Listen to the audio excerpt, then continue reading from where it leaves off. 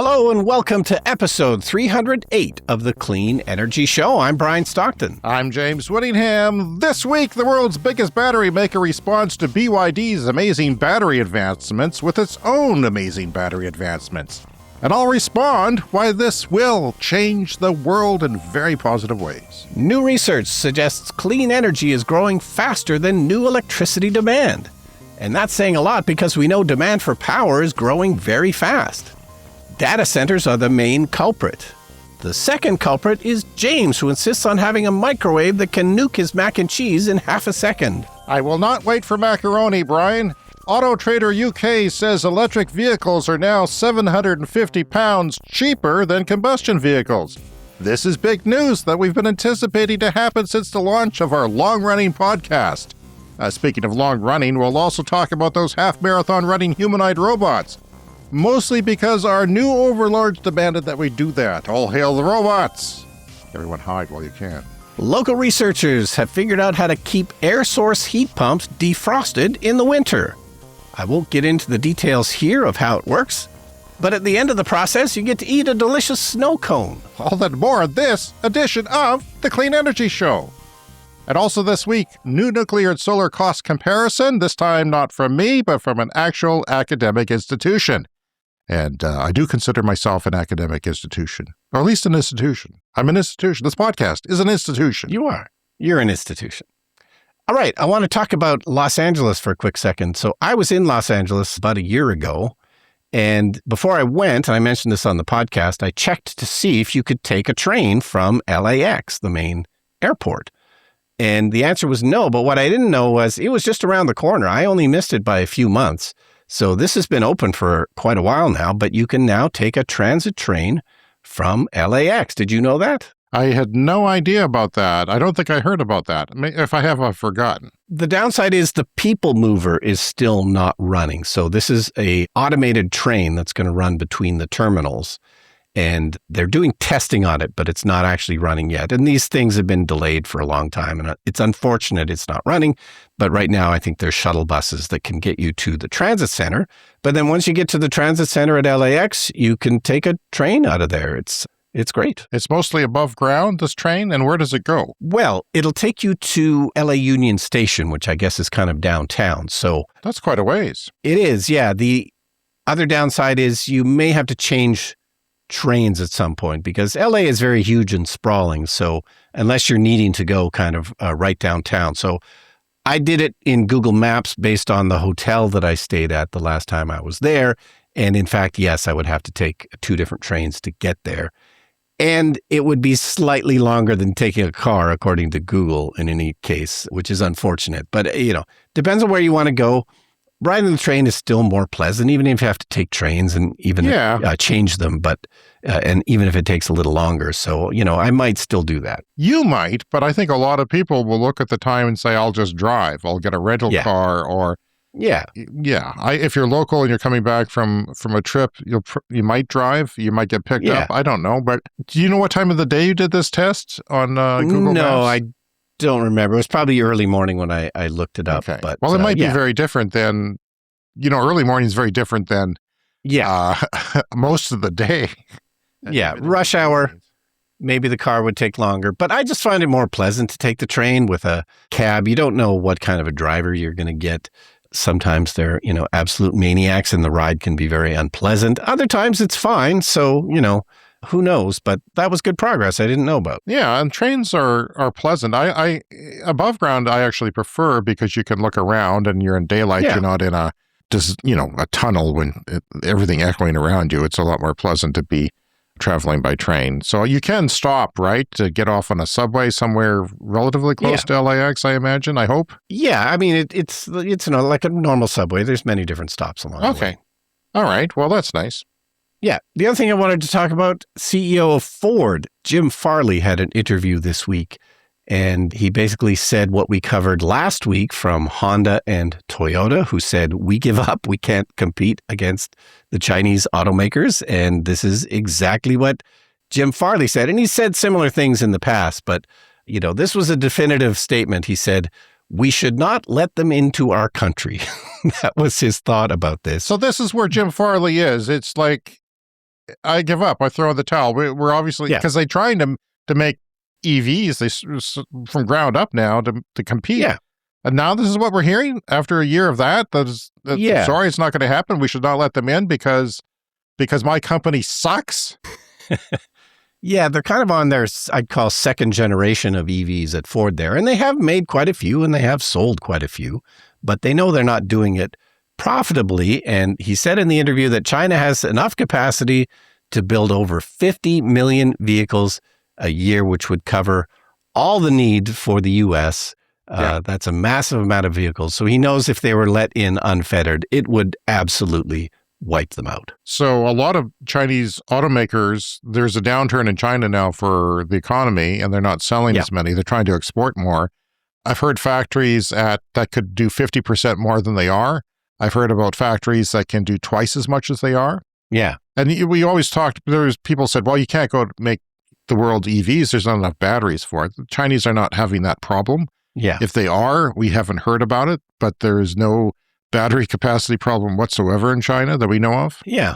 Their problem at the moment seems to be they can't export to every country in the world because that's absolutely what they want to do. Well, I think that's pretty alarming, actually, this statement. You can say that the Chinese government subsidizes their automakers. Yeah. You could say that. Yeah. Europe said that, and Europe has like a 35%, whatever they figured actually makes sense for each particular automaker based on subsidies and so forth. Yeah, and that's the point of tariffs. Like, you can do the math and you can kind of figure it out and kind of come up with a figure that might make it fair. And tariffs exist in lots of different industries, and it's usually based on, some particular sector that's getting some type of subsidy. So, exporting those to another country is maybe not fair, but you just do the math.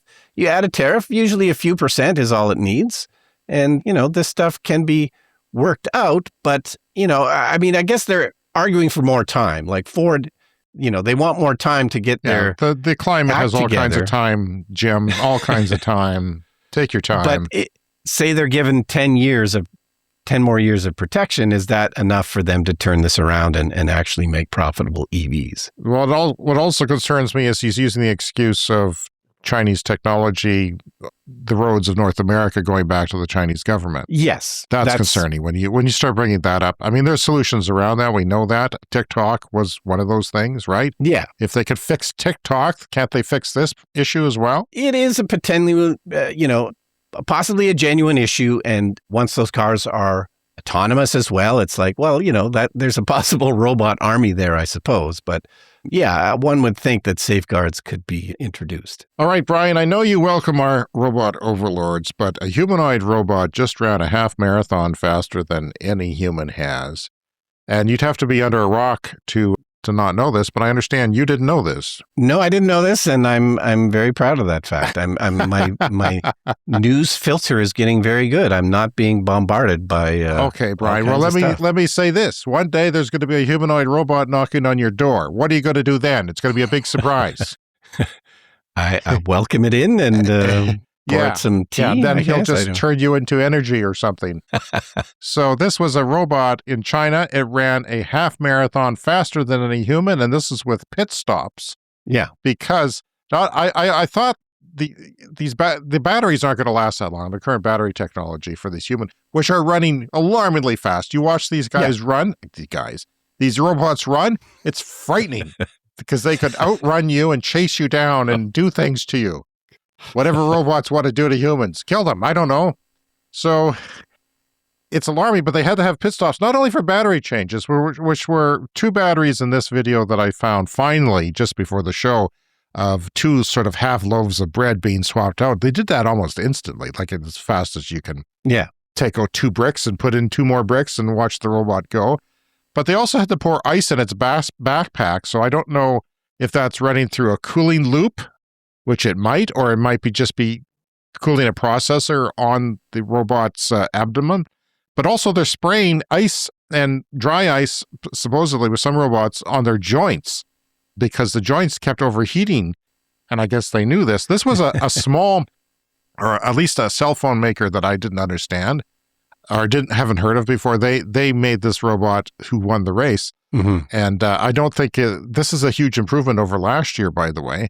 But the fact that they beat the human record is quite amazing. But they sprayed its joints with water spray to keep it from overheating at its joints, which is kind of what I would do. Yeah. If I was running a marathon and I had a team of people to spray my joints with ice water, I think I would do much better. I wouldn't do as fast as this robot, though. And I have a clip here, an audio clip of the robot coming in for a pit stop. I don't know how many pit stops they took, but they had to come in for pit stops for a battery swap and de-icing, or icing, I guess. Oh, my joints.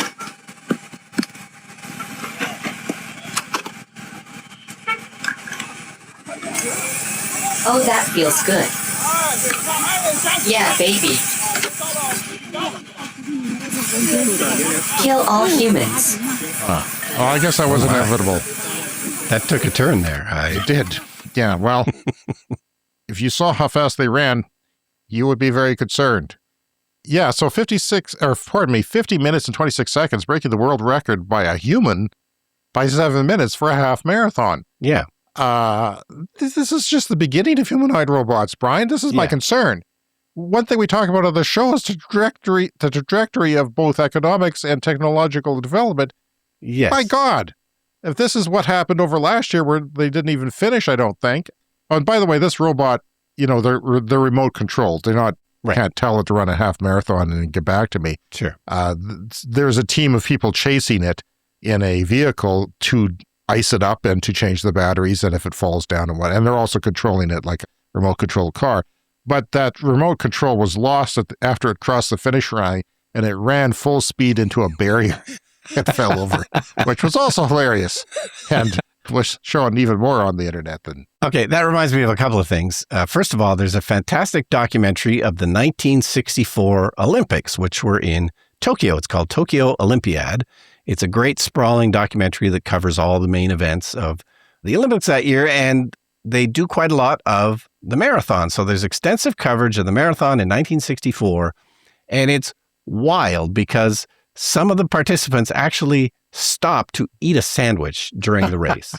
I had no idea this is what it used to be like. The full sandwich. Was there garnishes involved? Was there a just napkin? A few bites of something, and then they would have these tables with glasses of water and little snacks on it, and some of them would just grab the water and keep running. Yeah. Others would actually stop, have a sip, have a few bites of a sandwich or whatever, and then start running. So I guess my point is that robots are now at the point where humans were. The 1964 Olympics, they sometimes have to take a pit stop. Well, 50 minutes is not even an hour. Yeah. How are you going to digest anything for a half marathon? Yeah. Unless you're a robot and you can put in new batteries, you don't have a digestive system. It instantly goes into your system. Yes. I do see people eating a marathon sometimes, like power bars or something. Yeah. But they're probably taking 7 hours to complete it as well. I would take a full day to do that if I even managed to. The training has really improved, obviously, for marathons. The Olympics. Because anytime. The Olympics aren't going to take as long as James, though. Let's be clear. It would be much faster than that. But presumably a couple of hours. Back in those days, everybody would take way longer to finish the marathon, and they'd be basically dead at the end of the race and collapse and fall over and need to be carried off on a stretcher. And now they do marathons in much less time, and they seem kind of okay at the end of it. But that also reminds me of Formula E racing, and I haven't checked in on it in a few years, but when I first looked into it, they would swap out cars because the batteries wouldn't last long enough for a full car race. So each Formula E team would have, 2 or 3 cars, and they would have to swap them out during the race. So I don't know if that still goes on, but batteries are one of the issues here. I actually have the marathon records over time. Oh, yeah. This is kind of off topic here, but I'll do it anyway. 2 hours and 55 minutes in 1908 by an American named Johnny Hayes. So we started at just under 3 hours. And where are we now? Yeah. If I scroll down, it's getting smaller and smaller. And it's just over 2 hours in October 8th, 2023, was 2 hours and 35 seconds. Yeah. So, we've improved about 50% almost. Yeah, from 3 hours to 2 hours. The other thing I'll mention is, because I've seen a lot of these Olympics documentaries, and I believe it was the late 50s, the guy who won did it in bare feet. That was the other thing. In the 50s? Yeah, in up to the 50s, yeah. There was a guy who won in bare feet. Where was he from? I forget. We'll have to look it up, but yeah, up to the 50s, some guy won in bare feet. Wow. There was a barefoot running fad. Yeah. I forget when it was. If was it in the 90s or the 2000s, perhaps? Yeah. And then Nike and the shoemakers are making these almost like gloves for your feet that were like running. The thing was where humans were made to run in our bare feet. Yeah. That's how we evolved, and we haven't evolved to the shoes yet. Yeah, there's a theory that we all should do more of that because our feet might get ruined by these high-tech shoes that take all of the brunt, and our feet don't learn how to walk normally anymore. But the other thing I wanted to mention was, how there was that computer that used to play chess against humans, Deep Blue, I believe it was called. Right. When was that? Late 90s, I think. Well, yeah, I don't know, a couple of decades ago. And it finally got to the point where Deep Blue could beat a human. And there was a very famous match, possibly against Kasparov. And, this was a huge deal at the time. But I was watching the Dr. Know-It-All YouTube channel, and he made a nice point about this, which was that was exciting to see a computer beat a human for the first time. But now it was alarming.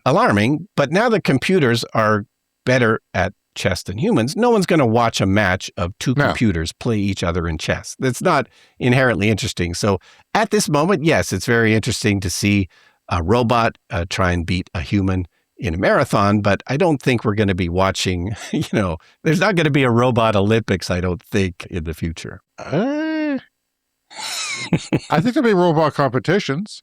Yeah. Yeah, I think if they have a half marathon where the robots can also fight each other at any point during the track, that people would watch that. Yeah. I'm trademarking that. I'm going to get on the laptop and trademark that as soon as I can and put a patent on that baby, because that's a good idea. And I think people would watch.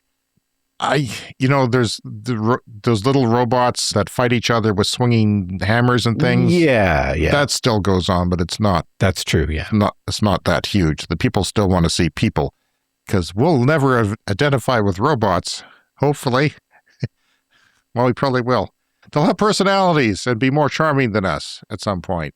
So I wanted to update the BYD coming to Canada because there was talk of the Blade 2 batteries not being in the cheaper vehicles. They hadn't announced that yet. They'd only announced their luxury vehicles. This new Blade 2 battery, which charges, a lot of it charges in 5 minutes, and I think it's like 9 minutes to get all the way to 98%, which is really impressive because you don't usually charge past 80% fast in an electric car. And they also charge fast down to minus 30 in 3 more minutes, 12 minutes. So it's really, really good. And the charging curve, even with our current chargers, would make it outdo the charging speed of current cars in our North American market and most European cars, of course.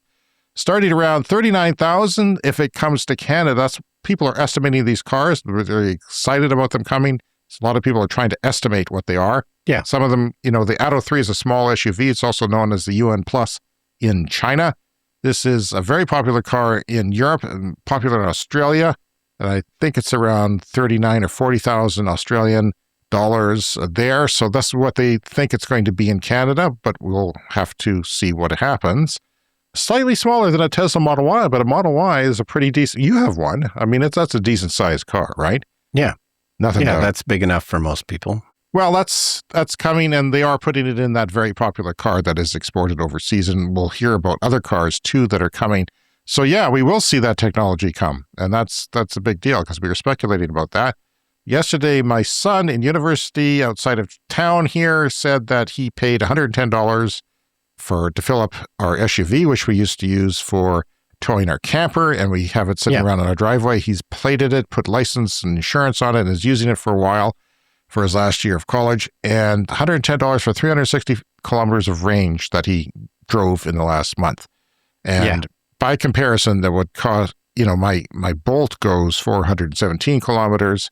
And, he did some winter driving. It was kind of wintry weather, unfortunately, for that drive, and it was warming up, so that's not a fair comparison. But my Bolt could go well over its EPA range of 417 on a nice spring day in the city, because the city, you get regenerative braking, you hit the brakes, it charges up your battery. So $10, $9, $8 by comparison to 110. He does use premium gas, I should point out, because it's old Acura. The last time I sort of did the math, it sort of seemed like electricity for my electric car was about 1/4 the cost of gas, but gas has gone up a lot since then.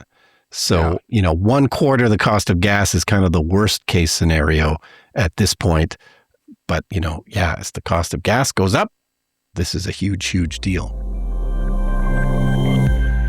Moving on to a story from The Guardian. Research from Ember tells us that clean energy met all the needs of electricity demand increase in 2025. We know that demand for electricity is going through the roof. This is mostly from AI data centers, but also things like electric cars, which are, being deployed around the world at a massive rate. Electricity generation from fossil fuels fell slightly, 0.2%, so basically flat for electricity generation from fossil fuels in 2025. Solar power was the biggest of the clean energy to meet this new demand. 3/4 of it was from solar in 2025, the rest mostly from wind, and then a little bit from batteries. 14% of the solar power came from batteries, because we know grid storage batteries are being deployed to capture that solar during the day and output it at night. So solar, wind, and batteries met the increases in demand in 2025 and left fossil fuels flat, which was a very big deal. And half of the increase in clean energy came from China, which we mention a lot on the show. They are, of course, deploying clean energy at a massive scale. And there's a great quote here from the managing director of Ember, who did this study. "We have firmly entered the era of clean growth. Clean energy is now scaling fast enough to absorb rising global electricity demand, keeping fossil generation flat before its inevitable decline.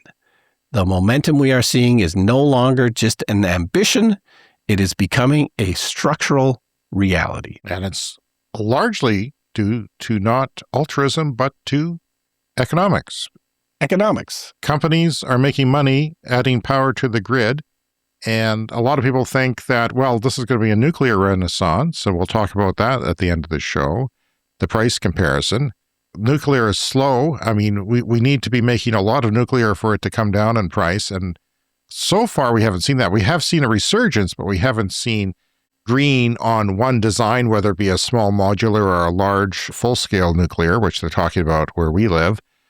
Yeah, they have to settle on something and then start building it, getting people trained, but that's a slow process. Yeah. And we need to decarbonize our electricity in the world by 2035 in order to have a chance of coming close to the Paris targets.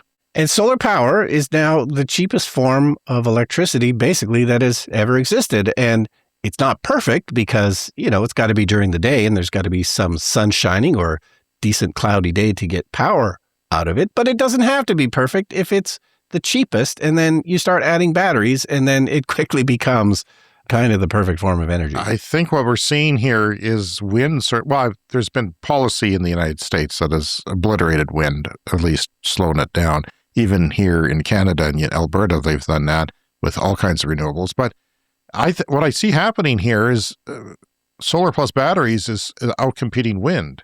Yeah. Wind is a nice thing because it blows at night, and it blows on cloudy days. And it's a nice mixture when you have a mixture of them. Yeah. Then you need less solar and you need less batteries. But batteries are coming down in price. And 14% has actually, caught my eye. That's pretty good for now. And it's only going to get better as batteries, they're proven now. So they're being added to grids a lot faster when they have smart people running those grids. And that's going to, we're talking about 2 hours of storage and then went to 4 and 6 and 8. And it's expanding where batteries can really do a lot. They're doing a lot in California. So that's good news. The average new UK electric car price is now lower than petrol vehicles. Combustion vehicles are more expensive to buy than an EV. And this is something we've been saying is going to happen. Everybody knew in this space that it was going to happen. It was when? Yeah. When's it going to happen? Well, in the UK, at least, seems to be happening. Now, we used to talk about, luxury vehicles. If you compare the most expensive vehicles, they were cheaper to buy an EV. We also talked about cost of ownership. Yeah. When you buy a vehicle, it's not just the price tag. It's like, how much is it going to cost to maintain and gas that sucker? Yeah, and when I bought my first electric car, the Model 3, it was kind of expensive, more than I really wanted to pay, but I was doing the math comparing it to something like a Toyota Camry over a 10-year period, and it was kind of coming out the same. And now I think that gets better. That comparison gets better now.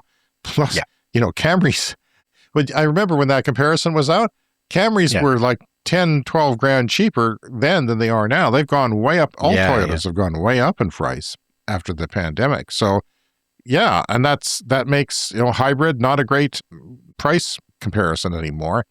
Depends where gas prices are going. They could tank. But Auto Trader UK says the average EV cost is £785 cheaper than gas and diesel vehicles on average.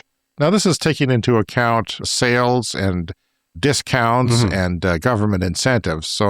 But it is an important milestone in the move away from fossil fuels. I was planning to talk about this on this week's show, but I also got an email from one of our many Bobs. Bob Eaton said we should talk about this. So, hi, Bob. We are. Based on advertised prices, this is what this is, after discounts. So, this is just advertised prices. This isn't necessarily the deal you can supposedly walk away from. Sometimes they'll put cash on the hood, as they say in North America. But once you own them, they're usually cheaper to run, and fuel and maintenance savings is pretty cheap. Now things are shifting fast. This is the United Kingdom. 22% of new car sales in the first 3 months of the year are EVs so far this year. It's a big jump. It's real momentum. Prices are dropping because, like I said, there's like £37.50 off some models, not all models, but some models. Automakers are slashing prices because they have to hit EV sales targets.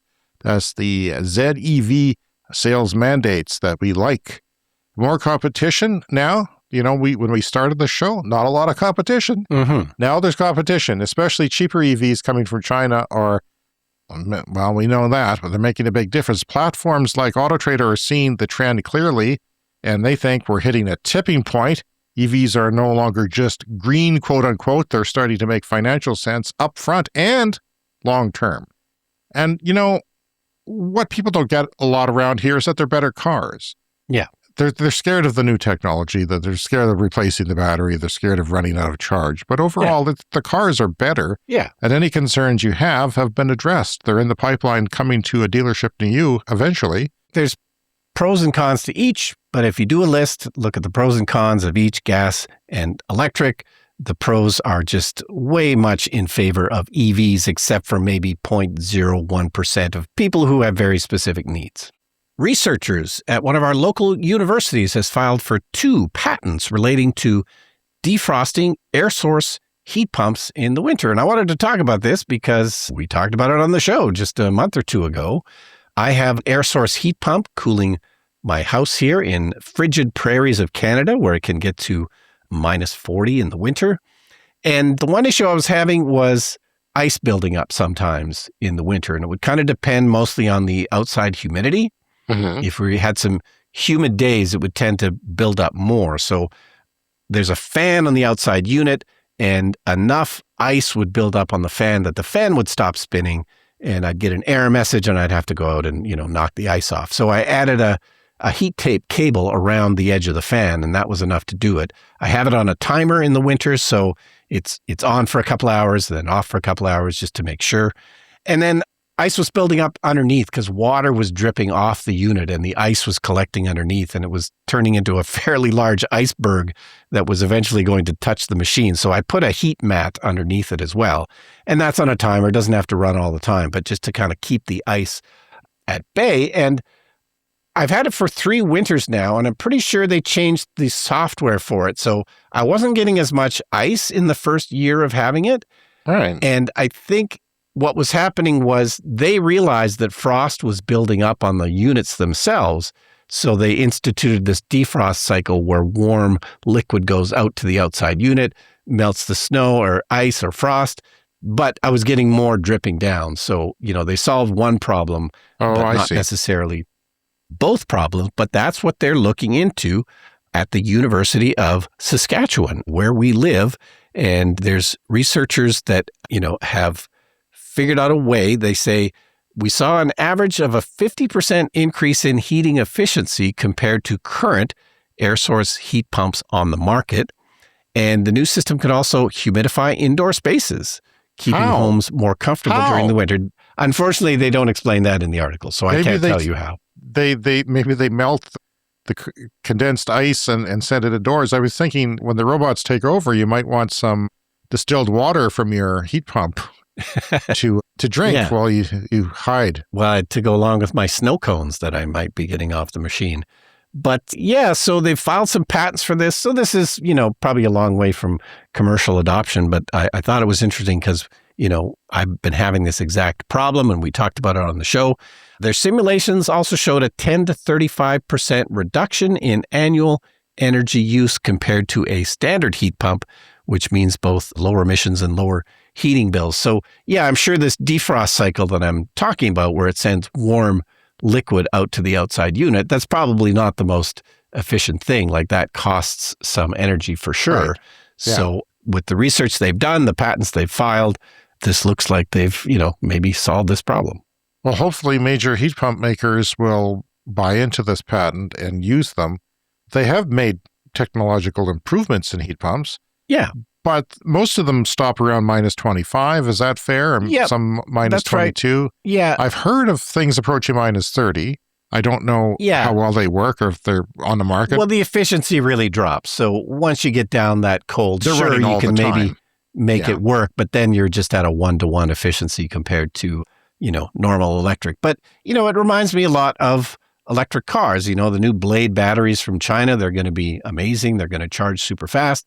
But the current batteries are good enough and the current heat pumps are good enough. But, we're just in early days and all of this stuff is getting better. So would you recommend a heat pump to a person in our climate, which gets very cold, without having to, because the expense of your heating goes up to natural gas? It's not for everybody. Around here, because it gets so frigid, you do have to prepare to spend a little more. There's more options than when I did mine. So yeah, I think there's good options out there if you really want to do it.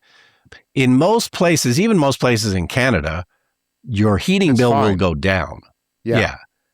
But here your heating bill will go up, unfortunately, because of the very, very frigid temperatures. So we live on the prairies of Canada where there's 5 or 6 million people who experience very cold weather. We're not north, but we're in a place that gets cold.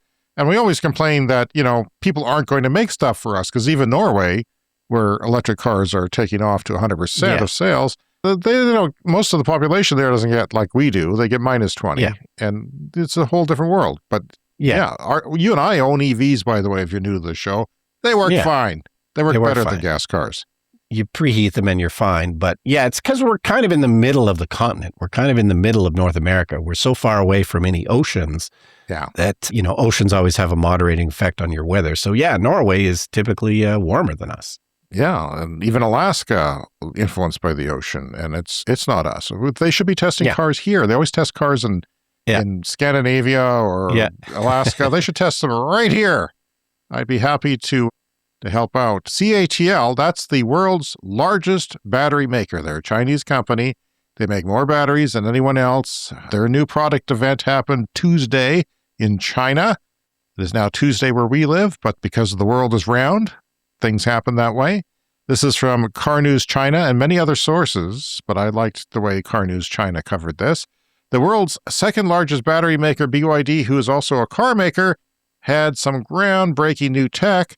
We were wondering how they would respond to BYD, who makes cars and are the second biggest battery maker in the world. They released their Blade 2 battery that we've been talking about. Great cold weather performance, great charging speed, very, very fast, almost equivalent to gas, depending how you look at it. And we were waiting to see how they would respond. So on April 21st, depending on when you're listening to this podcast, that might make more sense to you, CATL officially launched its third generation Kulin battery during the company's 2026 CATL Tech Day event. The ternary lithium battery boosts a volumetric, bear with me, people, okay? A lot of engineers listening to this, but a lot of people are going to say, this is too much tech talk, James. Explain it to me. The ternary lithium battery boasts a volumetric energy density of 600 watt hours per liter and a gravimetric energy density of 280 watt hours per kilogram. So this is the thing, the energy density. How much energy can you fit into a space and weight of a battery? It's important. It's especially important for cars because you want to reduce the weight. They're heavier than they need to be, maybe necessarily. Yeah, and that's why gasoline has been so popular over the last 100 years, because the energy density, the amount of energy in a gallon of gasoline is a lot. It's really quite fantastic. It's just the downside of burning it is killing the planet. So this is, I think we'll talk about the weight of it mostly. The 280 watt hours per kilogram is the thing. And Tesla, by comparison, I think is around 242 comparatively speaking right now. So, and by comparison, the cheaper lithium iron phosphate batteries are 160 for Tesla. So the lithium iron phosphate, they're popular in cars that don't have the biggest range. Yeah. But you can charge them to 100% and leave them there, unlike other batteries where you have to charge only to 80% unless you're going on a long trip. And they're also cheaper, and they use less critical minerals like cobalt. So the new CATL 125 kilowatt hour pack, that's a big pack, okay? 100 is kind of the big pack for a car. SUVs, trucks require bigger batteries, but it weighs 625 kilograms, representing a 255 kilowatt or kilogram weight reduction. So that's pretty significant. That's, roughly 500 pounds weight reduction than the cheaper low-density lithium iron phosphate batteries. So those low-density batteries are heavier, but that's a pretty significant weight reduction in a car, because then suddenly, you've got more room for, passengers, and it goes further because you have less weight to carry around. Less weight to carry around, which is a lot better. So, but Brian, I didn't know this. There's also performance improvements when you improve the weight of a battery. The 0 to 100 kilometer per hour acceleration was reduced by 0.6 seconds, so it's faster because it's got less weight. Its overtaking parallel hazard window decreased by 12%. So they do this test where you have to overtake something that's on the highway because there's a hazard.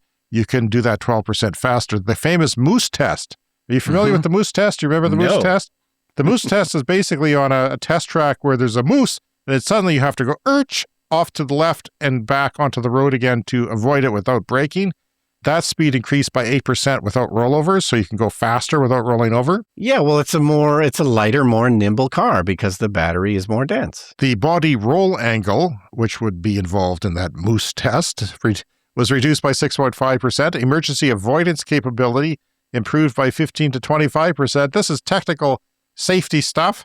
100 kilometers to 0. If you're going 100 kilometers, the distance of braking shortened by 1.44 meters. Which is important. And this is because the pack is lighter. It's not just range that is affected by these things. So critical chassis components, braking system, suspension, rubber bushings, they saw a 40% lifespan increase because of a lighter battery. So it makes a difference. The tire life was extended by 30%, increasing from 30 to 40,000 kilometers for a set of tires to 40 to 50. So that's also nice. So these weight improvements, we've never talked about this before. There's all kinds of advantages to having improved batteries that are lighter with the same energy. The battery's compact design was reduced by 112 liters of volume, equivalent to 3 standard 20-inch suitcases. That provides passengers with additional headroom. The battery features CATL's thermoelectric separation technology. So when you pack all these batteries into a big pack under your car, they have technology to separate them thermally. So if one of the batteries gets a defect and starts getting hot, it doesn't cause a runaway effect, which is the same in the Blade battery. So when you see a battery fire, it's because one cell got hot or a group of cells got hot and they spread to other cells and kept going. So this separates the thermal management from electronic circuits. This improves the safety, but also improves the efficiency of the cooling, because if you have to cool that battery, especially when you're charging it at very high rates, it gets more efficient with this new design, the way they have it separated. At this event, CATL introduced its Coolin condensed matter battery, featuring a gravimetric energy density of 350 watt-hours per kilogram and a volumetric density of 760 watt-hours per liter. So 350 is a pretty big number. In fact, it's twice of what we used to be talking about recently. The battery pack weighs less than 650 kilograms, enabling executive-class sedans to achieve 1,500 kilometers range. Chinese range, which is generous. Yeah. But still, it's a lot. And full-size SUVs to reach 1,000 kilometers range with these new batteries, which I still say you don't need, but consumers, even in China, especially in China, maybe even are demanding such things. So CATL's condensed battery is actually what other manufacturers call a semi-solid state or liquid solid battery. And this battery is already used in eVTOLs. That's flying drones that carry people because they have lots of energy. And they Autoflight, a company CATL invested in. CATL wants to apply this new battery to passenger vehicles, but also flying drones that carry people, which we're not sure how that's going to unfold, but they're a thing now, especially in China. These batteries are significantly lighter than BYD's latest advanced batteries. So that's a lot of technical talk, but here's the stats that matter. CATL has launched its third generation Shangjing LFP lithium iron phosphate battery featuring charging speeds of 10 to 35% in 1 minute. I don't know why they have a 1 minute charging speed, but it's interesting. But here's the thing, 10 to 80% in 3 minutes and 44 seconds. That's what most people currently charge on the highway is 10 to 80%. They get down to about 10% and they stop at 80 because it gets slower after that. Well, it's only 3 minutes and 44 seconds, which is faster than BYD. And 10 to 98% in 6 minutes and 27 seconds. And 10 to 98% in 9 minutes at minus 30 Celsius, which is 3 minutes faster than BYD. So one company comes out with a great battery, and 2 months later, the competition leapfrogs them. That's the world we're living in. It's always good that battery breakthroughs, Brian, are the biggest thing we can talk about on the show because they store renewables and they speed the electrification of transportation, and that's important for the climate. And that's what we love to cover here. The Clean Energy Show is an independent podcast powered by listeners like you. Patreon.com/cleanenergypod, where you can join for as little as $1 a month. You can get ad-free episodes, early access, exclusive behind-the-scenes content. There's also a private Discord, discounts on merch, and you can even score a shout-out on the show. Patreon.com/cleanenergypod. And thanks to all of our supporters for keeping independent climate journalism alive. Coming up next, it's the lightning round.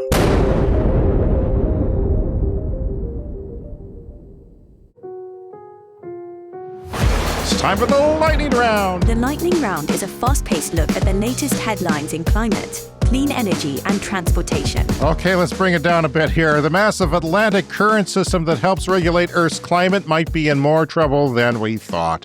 New research suggests the models showing the biggest slowdown are actually the most accurate, and scientists are calling that very concerning. We're talking about the Atlantic Meridional Overturning Circulation, or AMOC. Basically, a giant ocean conveyor belt is already at its weakest point in about 1,600 years because of climate change. And here's the crazy part. Scientists have already seen warning signs of a tipping point, and we know that the system has already collapsed before in Earth's history during warming cycles. This would be very bad news. If it happens again, it wouldn't just be a bad day at the beach. It could have major, even catastrophic impacts across Europe, Africa, and the Americas, basically everywhere but Asia. So This is a big deal, and we should and can be doing more.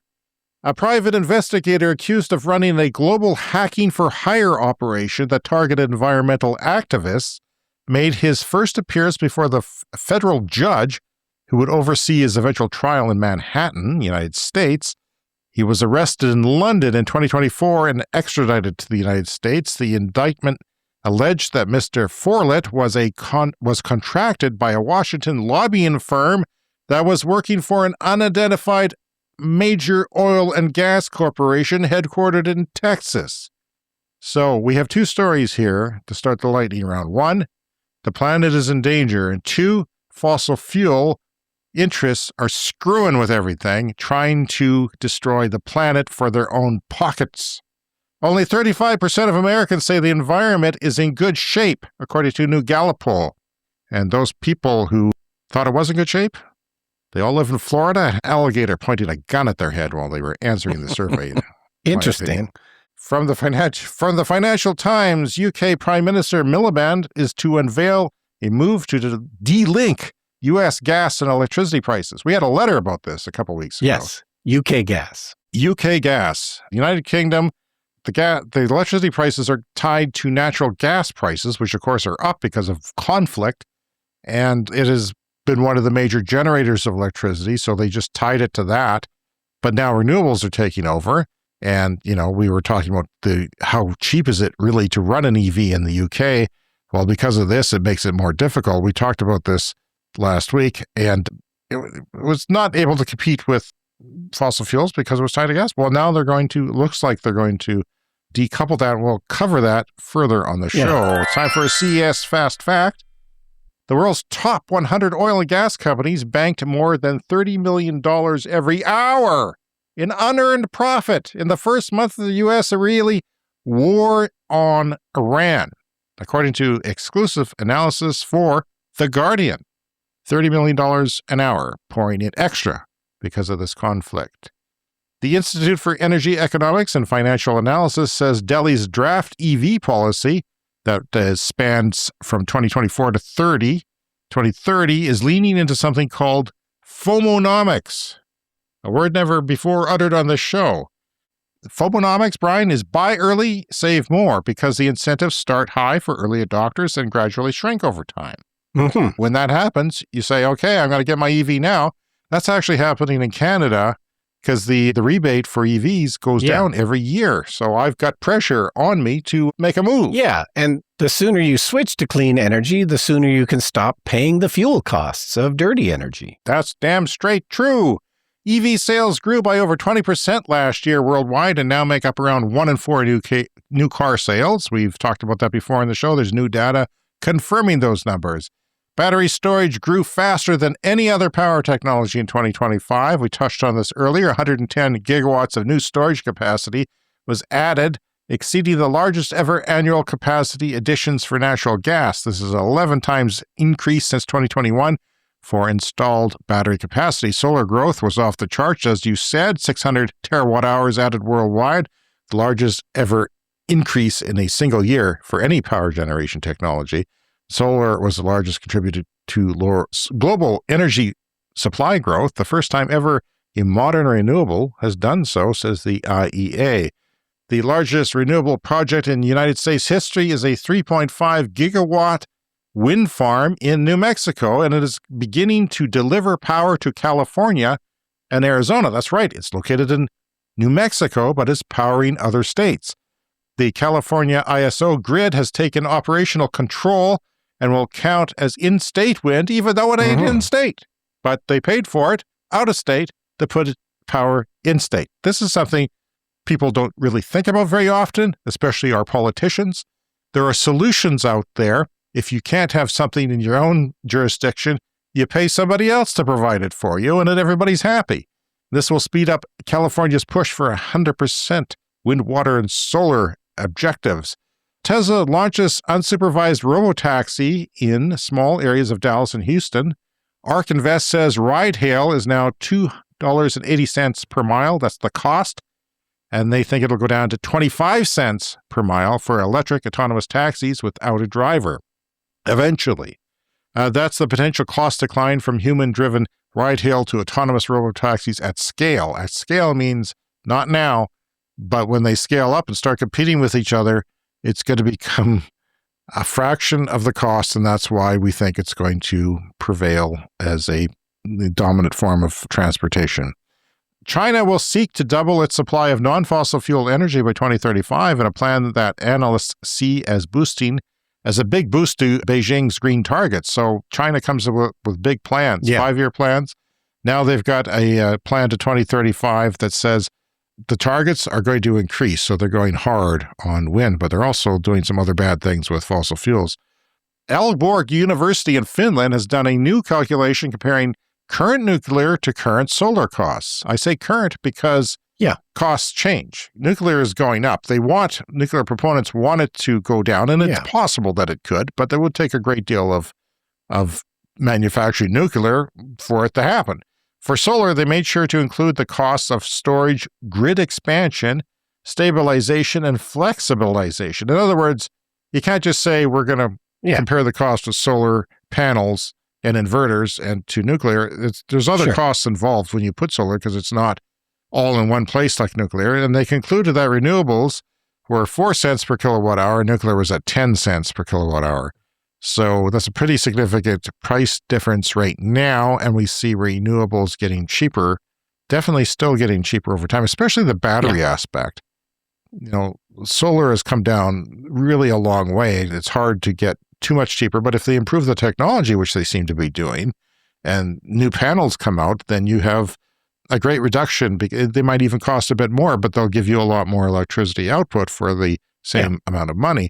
So the disposal of nuclear waste isn't part of this calculation, by the way, and it often isn't.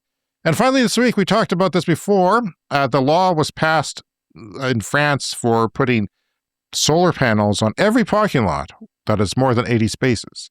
We talked about this, I think, a couple of years ago. Well, now it's happening. It's for real now. It's passed. Parking lots over a certain size have 3 to 5 years to cover at least half of their surface area with solar canopies or face fines. The projected output, this is kind of sweet, 11 gigawatts of capacity from parking lots. That's a lot of electricity. And then you get some nice shade on your car so your car doesn't just bake in the sun all day. Maybe it's raining. Maybe you get a little shelter from the rain. All kinds of advantages. All right. You can find us on social media apps like TikTok, Instagram, and Blue Sky. We are Clean Energy Pod. That Patreon is patreon.com/cleanenergypod. And the email, cleanenergyshow@gmail.com. And as always, remember to hit the follow or subscribe button wherever you're listening to this podcast. And remember to join our Patreon. That's what makes us work, people. Patreon, if you can, take the time now. Today's the day to do it. Patreon.com/cleanenergypod. You can do it for as little as $1 a month. And thank you to our Patreon Clean Club executive members, our most generous tier, where we have Green Bastard, Brett Rowley, and Tiernan, and they're so generous they get a shout out every week. Thank you all for supporting our podcast. I look forward to seeing you again in 7 days. See you next week.